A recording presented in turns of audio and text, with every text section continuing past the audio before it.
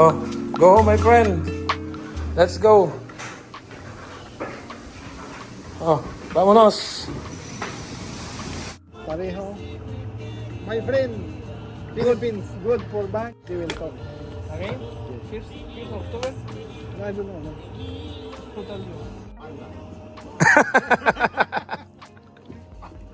Kaut lang namin. Nagme-meeting yung mga kasama ko. Nagbabarbecue dito sa likod ng bahay. Yan yan. Dito sila nagpark ngayon. Oh. Ayan mga sasakyan nila. Nagme-meeting ngayon kasi mayroong kaming kinakaharap ngayon na issue dito sa farm. Discuss ko na lang siguro sa inyo maya-maya pag-akit ko sa kwarto. Medyo hindi maganda. Kaya lagi kong sinasabi dun sa mga kababayan natin, siguraduhin nyo muna na maka-apply kayo ng permanent resident bago kayo kumuha ng kung ano-anong bayarin. Dahil hanggat temporary foreign workers tayo, wala tayong kasigurahan dito. Anytime pwedeng mabago yung kapalaran natin, especially kung napakarami natin kinuhang bayarin at mga gamit. Then mahihirapan tayo pag kailangan nating lumipat. So ngayon may kinakaharap kami dito ng problema. Discuss ko na lang sa inyo mamaya pag akit namin doon sa taas. So ngayon nag-uusap-usap kami. Actually ilang linggo na to namin iniinda. Pero ang mas mahirap nito at mas nakakaramdam ay yung mga kasama ko na walang apply ng permanent resident. And at the same time, itong ibang lahi, itong mga Meksikano na hindi nakakapag-English, sabi nga nila. Buti pa nga kayo nakakapag-English kayo. Kami, wala na kaming choice kundi bumalik na lang sa Mexico. Ito pa, isang kasama namin. Ayan, si Carolina. Nag-iisip na rin yan. Yan yung kasama namin babae dito. Hi! Kung natatandaan nyo, madalas akong may mga topic dito na yung mga dumarating dito, biglang may nawawala ng trabaho. Ilang buwan pa lang, nagsara yung company. May mga ganun po bang pangyayari na 2 years yung kontrata, biglang wala na, kailangan na maghanap ng panibagong employer. Yung iba, kinakailangan mag-apply ng BOWP, Vulnerable Open Work Permit. So may mga ganyan na po tayo na-discuss before. And then, yun nga, may ganun din kaming kinakaharap ngayon na sana maging maayos sa loob ng 3 months. Kasi nakakaawa din naman yung mga kasama ko dahil hindi lahat ay nakakapag-English. Oh! Hindi na kaya kami despedida. Despedida party. Señorita. Hi.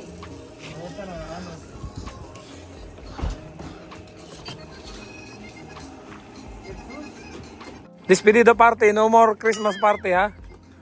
So gusto ko lang ma-share sa inyo guys kasi 'di ba madalas nga ako nakakapag-discuss ng mga topic about do sa mga temporary foreign workers na dumarating po dito. Tapos may Kuya Perds, 3 months pa lang ako, na-lay off ako, nagsara yung company namin. 6 months pa lang ako, kuya. Hindi na daw ko i-renew ng company namin, mahina daw. Tinapos na lang maaga yung kontrata namin. So marami pong mga ganun topic tayo nagagawa na kung saan yung mga kababayan natin na subscriber natin nagsishare po ng mga karanasan nila. Kuya Perds, anong gagawin ko? 2 years working permit po ako. Wala pa akong 1 year, magsasara na daw yung company ko. Pwede po ba akong makahanap na malilipatan? Ano po bang gagawin ko? Kaya nga po, di po ba madalas na paalala ko sa inyo, huwag nyo po munang unahin ang mga bayarin. Huwag po kayong tutula doon sa mga nakikita nyo na iba ng mga pasikat, na hindi pa nakaka-apply ng PR, wala pang naiumpisahan, ika nga, hindi pa alam kung i-renew sila, pero nauna kagad yung mga bayarin, and then ang nangyari, may nagawa na po akong topic about sa ganito. 2 years working permit, hindi na renew. And then, kinakailangan niyan lumipat. So, yung kanyang kinuhang sasakyan, wala siyang pambayad na bakante siya ng ilang buwan. So, nagpatong-patong yung bayarin niya. Tapos, kailangan pa niya ng panggastos para makahanap ng employer na malilipatan. So, talagang sabi nga niya, Kuya Perds, nabaon ako sa utang. Dahil may kinuha po akong sasakyan, hindi pa ako nakaka-apply ng PR, hindi ako inirenew ng employer ko. So, yun po yung nagpabigat ng kanyang mga bayarin. So, ito pong mga nangyayari sa amin, gusto kong ma-share sa inyo para kahit papano ay magsilbing aral do sa mga darating pa lang po dito para alam ninyo kung ano yung mga dapat nyong unahin. So, nitong mga nakaraang 2 weeks, nagpa-meeting si boss. And then sinabihan niya kami na sabi nga niya baka sa susunod na 3 buwan magkaroon ng problema yung future nyo dito sa company. So sabi namin bakit ganan. So hindi na natin pahabain guys kasi unang-una wala ako sa posisyon. Dahil unang-una tayo ay worker lang po dito. So to make the story short, may pinagdadaan ng financial yung aming company. So alam niyo naman, nababanggit ko yan sa mga vlog natin na madalas po lahat halos ng mga lupa dito sa paligid, even dyan sa Highway 1, lahat po yan ay pag-aari ni boss. Kasi itong kalawakan po na ito, na mga lupa dito, ay tinataniman po ng mais tuwing summer. So para saan po yung mga mais na yon, yung mga grass, yun po ay para stock na pakain tuwing winter dito sa Canada. Kasi kapag winter po, yung land na yan na nakikita nyo sa paligid nitong aming bahay, nitong aming tinitira, nitong aming farm, ay hindi na po yan napapakinabangan. Halos lahat po yan ay lubog na sa snow. So talagang hindi siya mapapakinabangan tuwing winter. Napapakinabangan lang tong lawak ng mga lupa ni boss dito tuwing summer, tataniman ng mais, and then i-harvest bago mag-winter para stock yun na pakain ng mga baka. And then gaya nga ng sabi niya before, kung ikaw ay magtatayo dito ng isang farm at wala kang malawak na lupain, ang hirap. Dahil kung bibili ka lang ng mga pakain mo sa US, kung bibili ka lang ng pakain doon sa may mga malalawak na lupa, ang hirap. Iba yung may sarili kang lupa. But ngayon, yung kwento, nag-iba na. So, ang laki doon ng binabayaran niyan tax dito sa mga properties niya, which is napapakinabangan lang naman is tuwing summer. So, kapag ganitong winter, magwi-winter na naman, nakatenga na lang lahat yung land na binabayaran pa rin niya ng tax tuloy-tuloy. Ngayon, they have some issues with the bank. So, kailangan nilang isettle. Kumausap na siya ng accountant. So, sabi nga niya, binigyan niya kami ng in advance na kahit papano, hindi daw kami mabigla. Sabi niya, baka sa next 3 months, magka-problema yung inyong future dito sa trabahong ito. It's either parang yung mangyayari, iti-take over ng bangko itong company, which is parang magbabago ng management. Pero sabi naman nila, gagawa nila ng paraan. Hindi naman daw sila papayag na maghiwa-hiwalay kami dito. Kasi kumbaga parang family na kami dito even yung mga ibang lahi, yung mga Mexican na yan Ang problema, hindi maiwasan yung mga kasama kong mga ibang lahi, yung mga Mexican. Kasi dumarating po sila dito, halos majority sa kanila hindi nakakapag-English. So hindi sila nakakapagsalita. So nagkakakwentuhan kami, kaya nga sabi ko nga po sa inyo, kami dito sa farm, hindi ma-improve ng husto yung English namin. Kasi ang aming usapan po dito kalimitan is Spanish. Kasi kami ang nag-a-adjust doon sa mga kasama naming Mexican. Kumbaga, hindi sila nakakapag-English, kami na lang yung nag-i-Spanish. So, ang usapan po namin dito madalas, it's either Tagalog dahil may mga kasama tayong Pilipino at saka Spanish. Yung English namin, nagagamit lang namin pag nadyan si boss. So, dumarating dito yung ibang lahi, itong mga Mexican na to, hindi sila nakakapag-English. So, pwede silang makapunta ng Canada ng walang visa. Dahil talagang maluwag naman sa kanila. Dahil by land lang, pwede silang makarating dito. Ang problema, hindi sila pwede magtrabaho. Kailangan nila ng working permit. So sabi nga nila sa akin, nagsishare sila sa akin, ang hirap namang makapaghanap dito ng trabaho dahil i-interviewin kami ng English, hindi daw sila marunong mag-English. So sabi nila, kung ever halimbawa hindi na sila mag-stay dito o magtuloy-tuloy dito sa bakahan, babalik na lang daw sila ng Mexico. Minsan nagbibiroan pa nga kasi ang likod ng bahay namin is US na. Ito, US border na po ito, itong kabilang side nito, itong likod ng bahay namin. Sabi nga nila, tawid na lang ako sa US, doon ako magtatrabaho, pwede naman maglakad-lakad na lang diyan. Kasi as in wala po ditong harang walang bakod So doon daw sa kanila sa Mexico to US talagang may bakod. Kasi alam niyo naman kung nanonood kayo ng mga Netflix na yung Narcos, yung mga El Chapo, makikita niyo talaga doon sa tunnel sila dumadaan, so nagbabayad daw sila. So nakakakuha tayo ng mga idea. And then nung minsan nakita ko kay Ma'am Ina yung topic na yung mga ibang Indian na nangyayari dahil nga nagkahigpitan dito, mawawala ng status yung mga Indian. So yung nakita kong ginawa niyang content, yung mga ilang Indian dito sa parting Ontario, tumatawid na sila to US nang wala silang visa. And then susunduin ng taxi, magpapahatid, and then babayaran nila yung taxi or yung kakilala nilang may sasakyan. Actually dito pwedeng gawin yun, kaya nga lang kung gagawin yan, may mga nagme-message sa akin na ganun ng mga kababayan natin. Sabi ko, wala na bang maisip na parang itong mga to? Bakit parang nakakaisip sila puro illegal?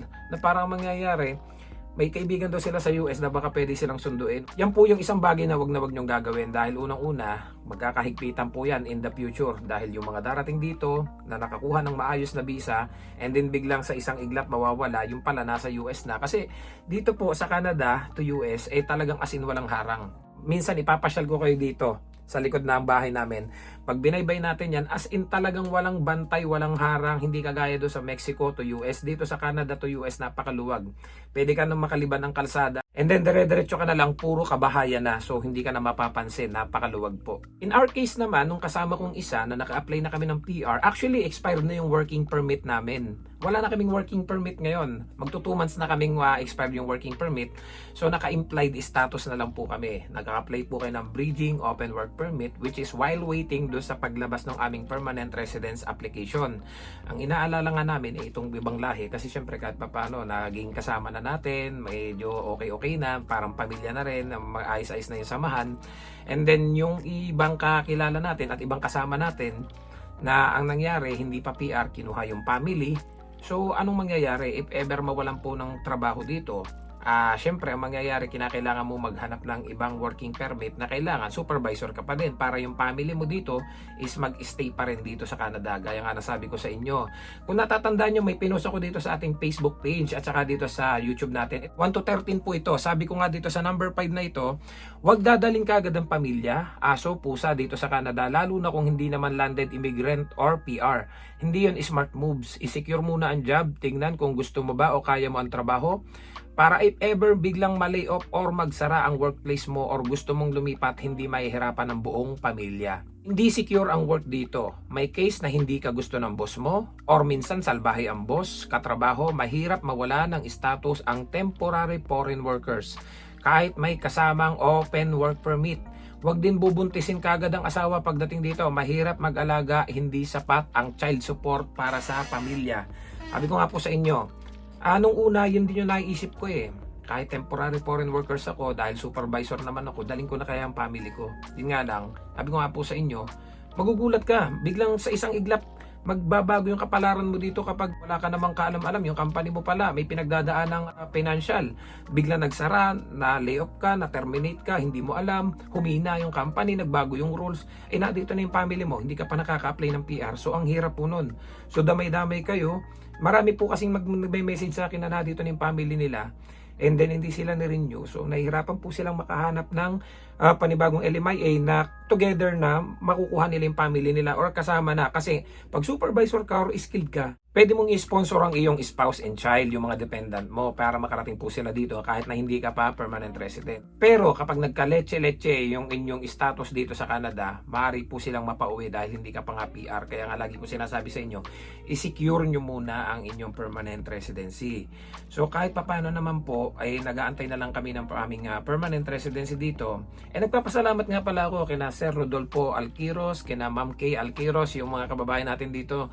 Ang dami nilang na-share sa akin. Grabe. Gusto ko sa inyong i-share din sa inyo yung mga napag-usapan namin. Sa totoo lang po, nandami ko natutunan sa kanila.